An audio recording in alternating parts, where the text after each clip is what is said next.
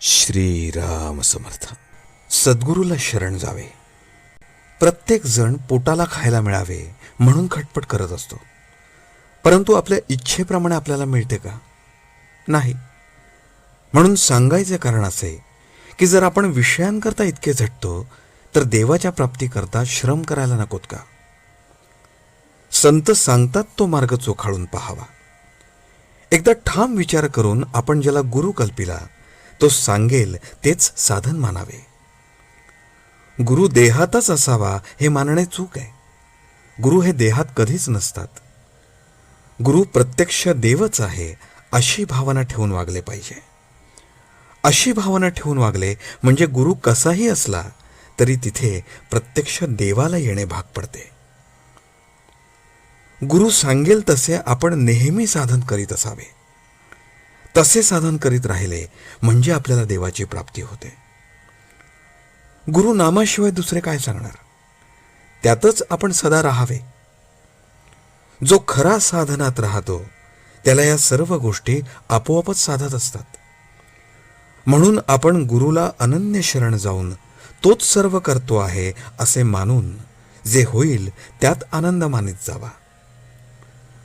भगवंताबद्दल जिज्ञासा उत्पन्न होणे ही खरी भाग्याची गोष्ट आहे. असा जिज्ञासू शिष्य भेटला तर गुरुला देखील आपले स्वतःचे सार्थक झाले असे वाटते. श्री रामचंद्रांची जिज्ञासू अवस्था पाहून वसिष्ठांना फार आनंद वाटला आणि ते साहजिकच आहे. संतांनी एकच देव, एकच साधन आणि एकच गुरु मानला. त्याचप्रमाणे आपण एका नामात राहण्याचा प्रयत्न करावा. मुलगा हसत खेळत असताना बाप त्याला घेतो, पण रडू लागला की खाली ठेवतो. याच्या उलट मुलगा रडत असला तर आई त्याला घेते. हाच देवामध्ये आणि संतांमध्ये फरक आहे. बर्फामधले पाणी काढले तर काहीच उरत नाही. त्याप्रमाणे संतांमधले भगवंताचे प्रेम जर काढून टाकले तर त्यांच्यामध्ये मग काही उरतच नाही.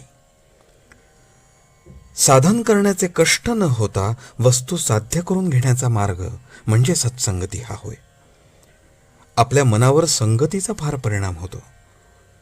नुसता हेतू काम करत नसून संगत काम करत असते. संगत दोन प्रकारची आहे, घातक आणि उत्तम.